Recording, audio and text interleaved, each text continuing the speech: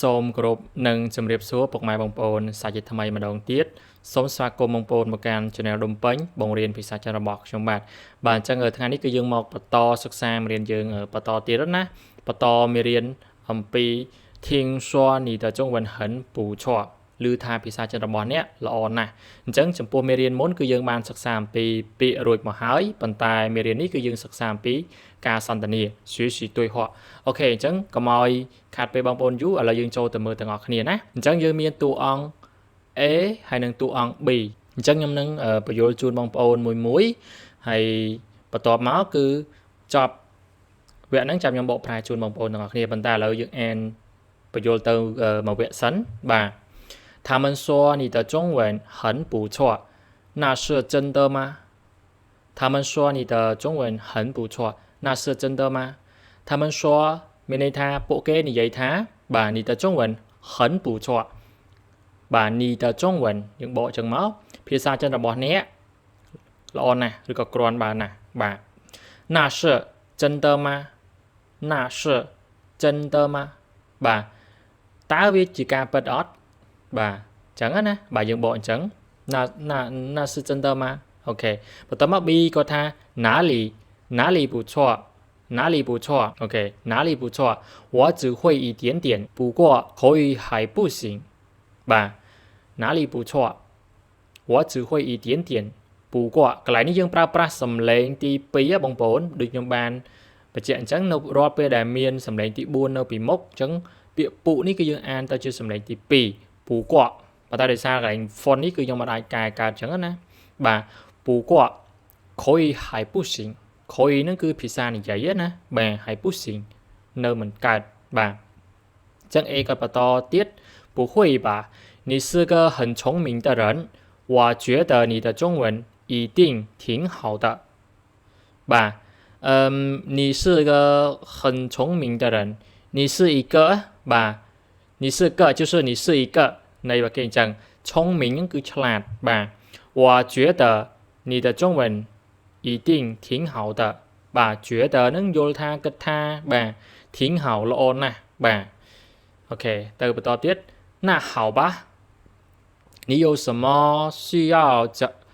你有什么需要我帮忙的快说不要浪费时间បាទ那好吧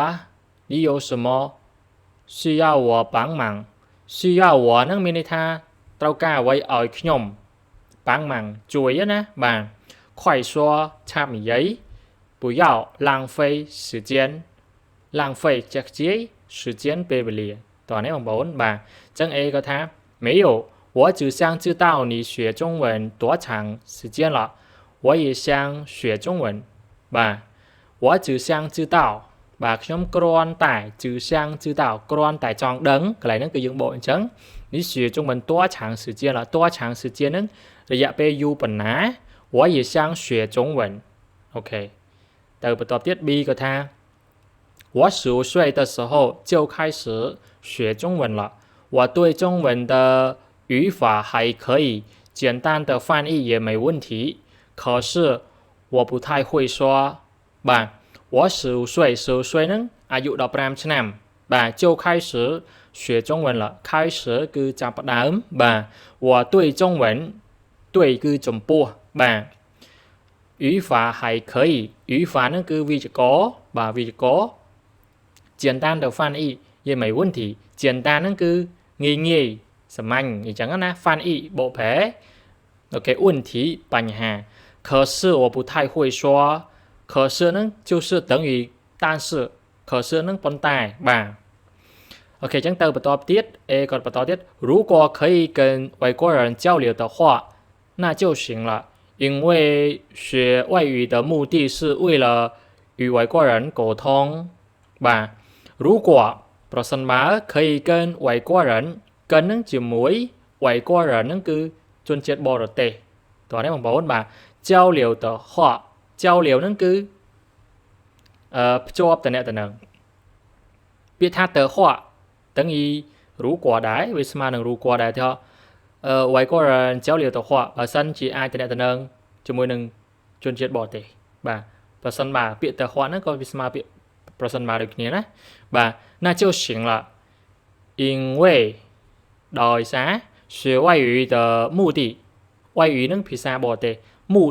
目的នឹងគឺគោលដៅបាទយើងបកថាគោលដៅបងប្អូនបាទ是为了与外国人沟通为了ដើម្បី与នឹង外国人沟通នឹងគឺតំណែងតំណងបាទ交流នេះគឺភ្ជាប់តំណែងតំណងហើយ沟通នេះគឺទំនាក់ទំនងបែងចែកដាច់បងប្អូនបាទអូខេអញ្ចឹងបន្តទៀត虽然我不太会说但是至少也会说几句បាទ虽然បើទោះបីជា我不太会说但是至少នឹងយ៉ាងហោចណាស់也会说几句ពាក្យថា句គឺមក clear ពី clear អញ្ចឹងណាជី句មក clear ពី clear អញ្ចឹងទៅបាទឥឡូវយើងបករួមវិញបាទដើម្បីឲ្យបងប្អូនងាយយល់កាន់តែច្បាស់ក្នុងសាច់រឿងហ្នឹងបាទតួអង្គ A គាត់ថាចេះ他们说គាត់ឮគេនិយាយណាបាទ他们说你的中文很不错ភាសាចិនរបស់អ្នកគឺល្អណាស់បាទ那是真的吗នោះគឺជាការពិតមែនអត់អូខេអញ្ចឹងណាបាទអញ្ចឹង B គាត់ឆ្លើយវិញថា哪里不错មានគ្រាន់បើឯណាពាក្យណាលីហ្នឹងណាមានគ្រាន់បើឯណាឬក៏មានល្អឯណានៃគាត់អញ្ចឹងណា我只会一点点ខ្ញុំគ្រាន់តែចេះបន្តិចហ្នឹងបាទគាត់ចង់មានន័យអញ្ចឹង不过可以还不行ប៉ុន្តែអាភាសានិយាយហ្នឹងគឺនៅអត់ទាន់បានល្អទេបាទគាត់ចេះបន្តិចទេអាភាសានិយាយហ្នឹងគាត់តែចេះបន្តិចទេបាទ不会吧你是个很聪明的人មិនអាចទេអ្នកគឺជាមនុស្សម្នាក់ដែលឆ្លាតអីអញ្ចឹងណា我觉得你的中文一定挺好的ខ្ញុំគិតថាភាសាចិនរបស់អ្នកប្រកាសជាល្អមែនតើអូខេ A គាត់នៅតែអត់ជឿថា B គាត់មិនជឿថា B គាត់មិនចេះភាសាចិនអញ្ចឹងណាបាទអញ្ចឹង B គាត់តើឆ្លើយមកវិញថា那好吧គឺបកកាយអត់ឈ្នះណា好吧你有什么需要我帮忙的快说不要浪费时间បាទណាហៅបាទល្អចឹងចុះបាទអ្នកមានអ្វីត្រូវការខ្ញុំជួយអត់បាទ快说បញ្ញាប់និយាយមក不要浪费时间កុំឲ្យខ្ជះខ្ជាយពេលវេលាយូរអូខេគេបកអញ្ចឹង A ក៏ថា没有អត់មានទេ我只想知道你学中文多长时间了我也想学中文បាទគាត់ថាអត់មានទេគាត់គ្រាន់តែចង់ដឹងថាអ្នកឯងនឹងរៀនចិនរយៈពេលយូរប៉ុណ្ណាហើយខ្ញុំក៏ចង់រៀនភាសាចិនដែរគាត់ចង់ឲ្យ B ជួយអីទេគ្រាន់តែចង់ដឹងថា A ហ្នឹងគាត់រៀនភាសាចិនរយៈពេលប្រហែលឆ្នាំហើយអញ្ចឹងណាបាទ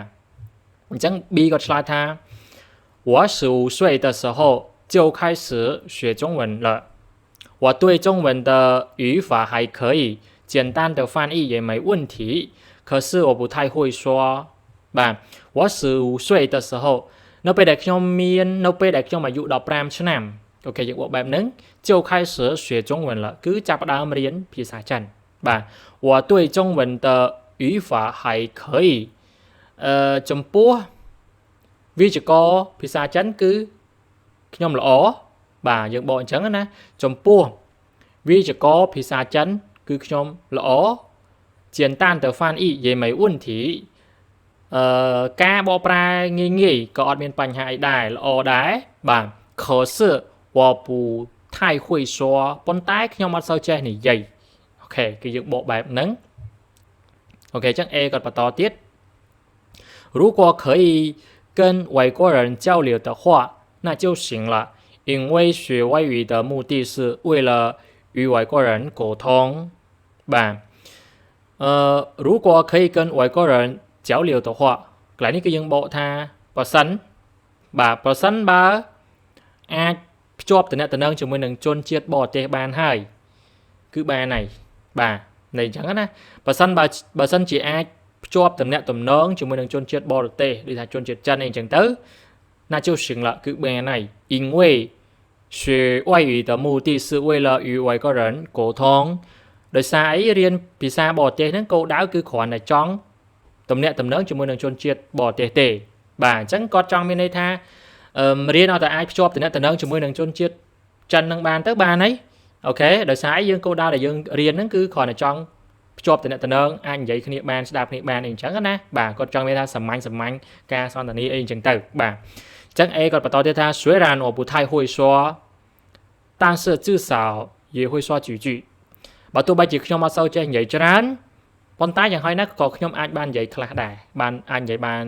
ពាក្យខ្លះដែរ clear ខ្លះដែរអញ្ចឹងណាអូខេ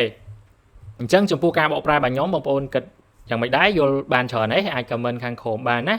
ហើយបើសិនជាអត់យល់ក៏អាច comment បានដូចគ្នាហើយអាចសួរបានណានៅក្រោម comment ហ្នឹងអូខេអញ្ចឹងកន្លែងខ្ញុំបញ្ជាក់បន្តិចចំពោះការរៀនភាសាចិនអ្នកខ្លះគឺគាត់គ្រាន់តែចង់រៀនមកអាចធ្វើការបាននិយាយទូទៅអីអញ្ចឹងណាគាត់អត់ចង់រៀនដល់ថ្នាក់អីវិជ្ជាករអីជ្រៅៗទេមិនមែនថាត្រឹមមក普通国话普通就是说普通沟通បាទ普通沟通ហ្នឹងមានន័យថាអាចតំណែងទូទៅបានណាបាទ就说可以中国人我们说出来的时候他可以听得懂我们说他说出来我们也听得懂就可以了មានថាយើងនិយាយទៅគាត់ស្ដាប់បានគាត់និយាយមកយើងស្ដាប់បានគឺអូខេបាទអ្នកខ្លះគោលដៅរបស់គាត់តែប៉ុណ្្នឹងឯងហើយអ្នកខ្លះទៀតគោលដៅគាត់ចង់ទៅរៀននៅបរទេសអ្នកខ្លះទៀតគាត់ចង់ធ្វើជាគ្រូអីផ្សេងអញ្ចឹងទៅគ្រាន់តែយើងធ្វើជាគ្រូអីទៅភាសាចិនយើងក៏ត្រូវខ្លាំងបាទហើយបើចំពោះខ្ញុំគឺពីប៉ានទេធម្មតាការងារសាមញ្ញធម្មតាអីអញ្ចឹងណាហើយគ្រាន់តែជាការចែកម្លែកជូនទៅកាន់បងប្អូនទាំងអស់គ្នាអញ្ចឹងទៅហើយបើសិនជាមានចន្លោះខ្វះខាតនៅក្នុងមេរៀននេះក៏ខន្តីអភ័យទោសផងបងប្អូនបាទក៏ខ្ញុំចង់បញ្យល់ជួនកាលភាសានិយាយយើងព្យាយាមនិយាយសាមញ្ញឲ្យយល់ណាព្រោះភាសាចិននិយាយឲ្យមែនតើណាបើហានអ៊ីក្រូយហ្នឹងអាភាសានិយាយយើងគឺសាមញ្ញខ្លាំងមែនតើមានថាដូចយើងនិយាយខ្មែរគ្នាយើងធម្មតាអញ្ចឹងណាវាអត់មានគិតក្រមអីខ្លាំងណាស់ណាទេឲ្យតែយើងអាចស្ដាប់មើលយល់បានន័យហ្នឹងគឺអូខេហើយបាទហើយជាចុងក្រោយមួយទៀតណាបងប្អូនព្យាយាមកត់ឲ្យបានច្រើនយើងកត់ចូលសភៅហើយយើងអាចបកប្រែពីក្រោមហ្នឹងហើយបងប្អូនអាចមើលការបកប្រែរបស់ខ្ញុំហ្នឹងយើងអាចកត់ជាខ្មែរ note មកព្រោះខ្ញុំអត់ចង់បង្ហាញបកប្រែទៀតទៅគឺអស់ហើយបងប្អូនអត់មានអីទៅសេទេអញ្ចឹងយើងធ្វើខ្លួនឯងបន្ថែមឡើងហ្នឹងណាហើយទី2គឺបងប្អូនដកស្រង់យកពាក្យដែលបងប្អូនអត់ទាន់ចេះបំបែកវាចេញមកដូចគ្នាហើយយើងអាចបង្កើតជា clear ឬក៏ប្រយោគអីផ្សេងហើយព្យាយាមសរសេរឲ្យបានច្រើនបើមិនជាពាក្យនឹងយើងអត់ចេះបងប្អូនសរសេរ100ដងនេះខ្ញុំចែកម្លែងអញ្ចឹង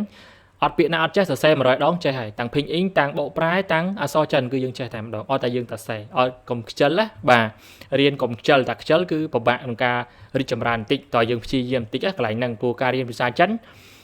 ត្រូវការភាពអត់ធ្មត់ហើយការព្យាយាមប្រឹងប្រែងរៀនហើយយើងព្យាយាមតនេយើងរៀនឲ្យបានច្រើនហើយស្ដាប់ជនជាតិចិននិយាយបានច្រើនអូខេអញ្ចឹងចំពោះវីដេអូថ្ងៃហ្នឹងគឺមានប៉ុណ្ណឹងជួបគ្នានៅក្នុងមេរៀនបន្តទៀតអរគុណ